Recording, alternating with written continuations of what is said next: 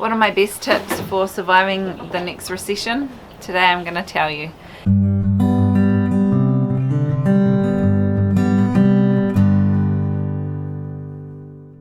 G'day there, I'm Dana from Pewakaka Valley Homestead, and you have no idea how hard it is to find somewhere out of the wind and out of the sun around here. So I'm currently hiding in what is sort of our hay shed, I guess, for lack of any other description to it. It's just an area that we store our hay. So I'm randomly lit from above, but that's alright, we'll just deal with what we've got. I do look like I have really bad panda eyes though. I think it's just the lighting. So surviving a recession / depression. A recession is where the GDP of a country has gone into negative percentages for at least 2 quarters in a row, and we are already there in New Zealand. I'm pretty sure most places are there around the world, and if they're not there, they probably will be by the end of the next quarter. And there's been a lot of discussion around whether we'll be heading into a depression, which is when that recession lasts for longer. I personally think that we will be heading into what will become pretty much a global depression. That's, I know, quite pessimistic of me, but well, all the signs seem to be there, and the latest pandemic has just kind of made it worse. So usually a recession happens every 6 to 8 years in our financial cycle. This one has taken 11 years to kick in, so it's well overdue. People have been predicting it's going to be a big one, so we'll wait and see. The best thing you can do is get prepared just in case. Worst thing comes to worst, you've got yourself in a much better financial position and nothing's lost, right? Now, while I have titled this How to Survive a Recession on a Homestead, you don't actually have to be homesteading for it to be useful to you. Having a bit of land always helps, but you can do a lot of these things purely from your own backyard, or even if you live in an apartment. So I'm going to get through them and let you can decide which ones are going to work for you and which ones aren't. The first 5 things I'm going to go through are 5 things that you can do right now, even if you aren't feeling any effects of any kind of recession. Something that you can do to get yourself in a better financial position as soon as possible. The first thing you want to be doing is save. Save as much money as you can. I am not a financial advisor. I'm not telling you what to do exactly. I'm not going to tell you where to put that money. Personally, I'm not a huge fan of trusting the banks, especially the New Zealand banks don't even have deposit insurance, so if at any point they want to take it, they can, and they're not insured to have to pay that back to you. So it's up to you what you want to do with that. Do your own research around it, but the best thing you can be doing is to put together a stash of money that will get you through 3 to 6 months of your everyday living expenses, and then put it somewhere that you can access it easily. This is not the time to be putting it into long-term deposits or anything like that. You want it somewhere that you can access it when you really need it. And along with saving comes paying down your debt. Start with your highest interest loans, especially if you have credit card debt or personal debt. Start paying those down as much as you can. This will, 1, reduce your payment outgoings, and 2, just puts you generally in a better financial position. The third thing you can start doing to plan and to get ready is just network. It's not what you know, it's who you know. And so get to know your neighbours, find out what their skills are, find out where their strengths are, find out how you guys can work together, build some relationship there, get to know your community, find out who else is in your community. If you haven't got a LinkedIn profile, now's a really good time to put basically your CV onto your LinkedIn profile.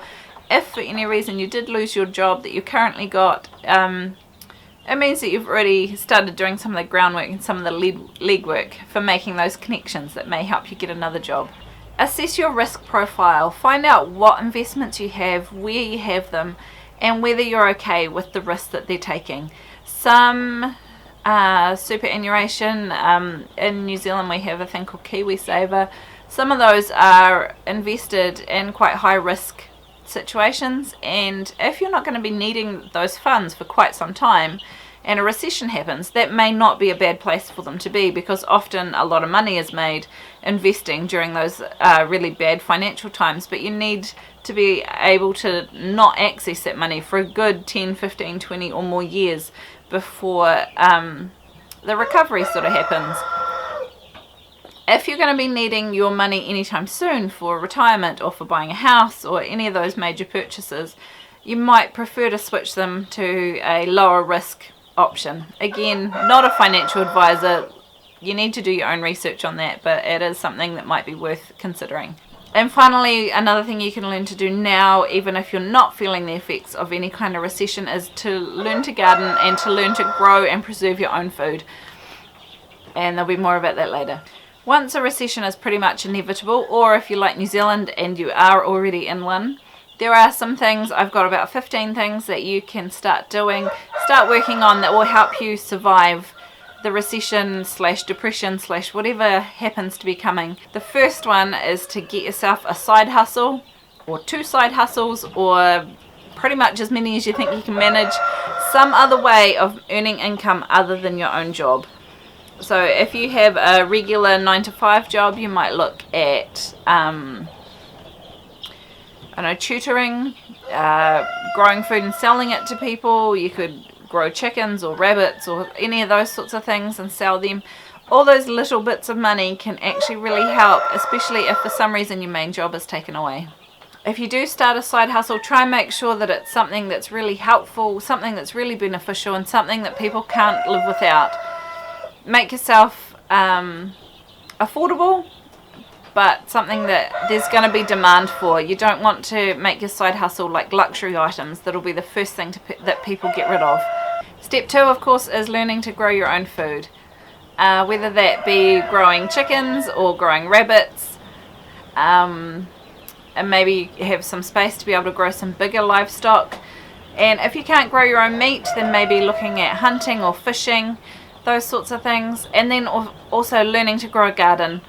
Having a big stash of seeds is only helpful if you actually know how to use those seeds, how to grow them, and how to turn them actually into some food at the end of the season. If you want help learning to grow a garden, I have got a really good book and a course that goes with it. I'll link those down below, so that it will take you step by step how to set up a garden and everything you need to know, no matter what season it's in or what zone you live in, what you can be doing that particular month to get your own garden going. Number 3 for keeping the financial belt tight is don't pay someone else to do something that you can do yourself. We have saved ourselves so much money learning to do things through YouTube. So we jump on YouTube. I have fixed the dishwasher, the freezer, the washing machine more than once, the vacuum cleaner, all with simple things that I could have paid someone $200 or $300 to find out, to get them to come and have a look at it, or I simply did something on YouTube. Some of them were completely free to fix, and others, like the washing machine, cost me like a $20 part to fix it. So don't pay someone for something you can learn to do yourself. Number 4, to save yourself some money, would be, if you can, go off grid. This having some solar, even just some solar panels, or even some wind turbines, something to help reduce your reliance on the grid is a really good start. It will reduce your power bills and make life a lot more affordable. And then the option, of course, is then to get the bits and pieces you need to go completely off grid, which will then remove your power bills completely. If you can't go off grid, or you're living in the city, or it's just not an option for you, try and reduce your reliance on the power that you do have. You turn lights off, cook in the slow cooker rather than cooking on the stove.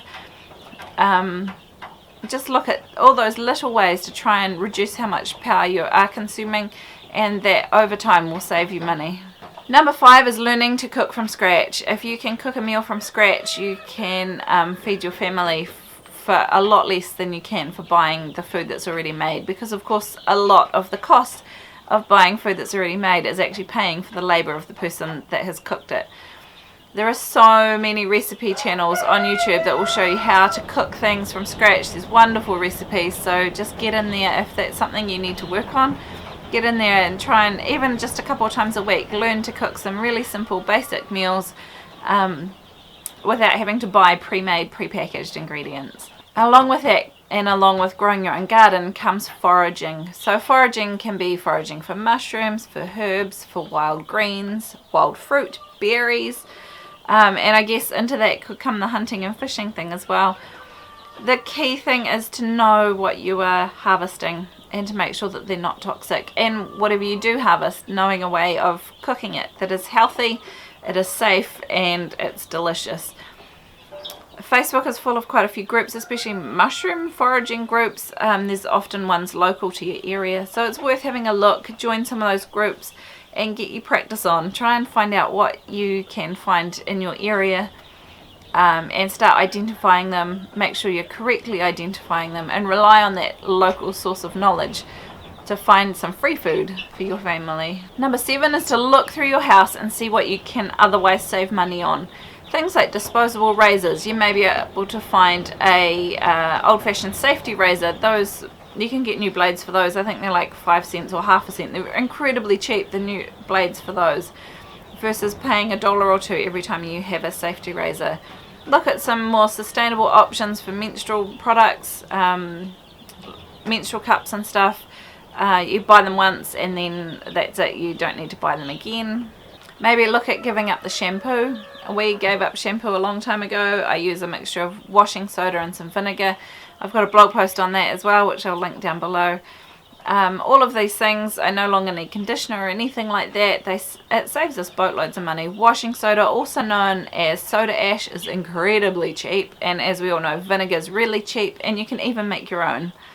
When it comes to saving money, kids' activities and family activities can really suck up a lot of coin.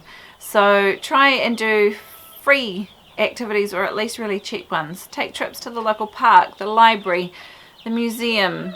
Maybe go to the beach or go for a walk, and try and avoid the more expensive options. It's all about saving all those little bits of money, and they will start to add up. My 9th tip would be to get yourself a resource library, some books of really helpful, useful, practical things. Get yourself a really good gardening book, one on small animal care, some good recipe books for cooking from scratch, and keep them at home.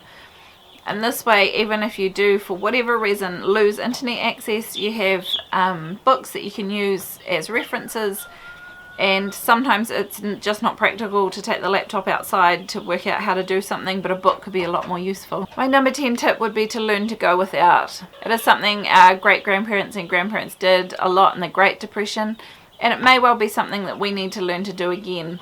Sometimes we just don't need the thing that we think we need. So see if there's other things that you can use around the house, or you can maybe borrow the item from somebody.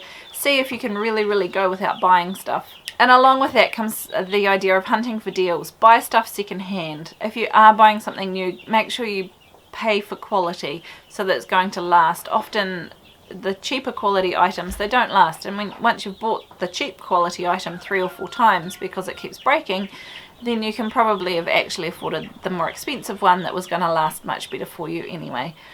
We need to also bring back the ability to barter. Bartering with neighbours, bartering with friends, even bartering with professionals. You'll be surprised at what you can get for a couple of dozen eggs, or half a sheep, or a big bunch of fresh vegetables or fresh fruit from your garden. It's always worth asking when someone's going to be doing some work for you whether they would take an alternative payment. Another way we can save some money is to look at our transportation costs. Obviously, if we live half an hour out of town, so for us we limit how many days we go into town to help save the amount of petrol that we consume. My husband is trying desperately to be allowed to work from home, because that saves us a lot of money with petrol. If you live closer to town, maybe walking or biking or even possibly catching the bus might be a better way of saving some money for you. And my number 15 point, my big tip for surviving a recession or a depression or just financial hard times in general, is to not let it get you down. Life will go on. We will get through it. Don't live in fear. Try not to listen to the media that is yelling at you that something's going wrong and it's going to be the worst thing ever. Just trust that it will be okay, and spend plenty of time with friends and family. Try and do lots of fun things together, and fun things don't have to be expensive. Maybe you could get out in the garden together and do something productive as well as fun. I hope you found this video useful. If you have, hit the like button, consider subscribing to our channel.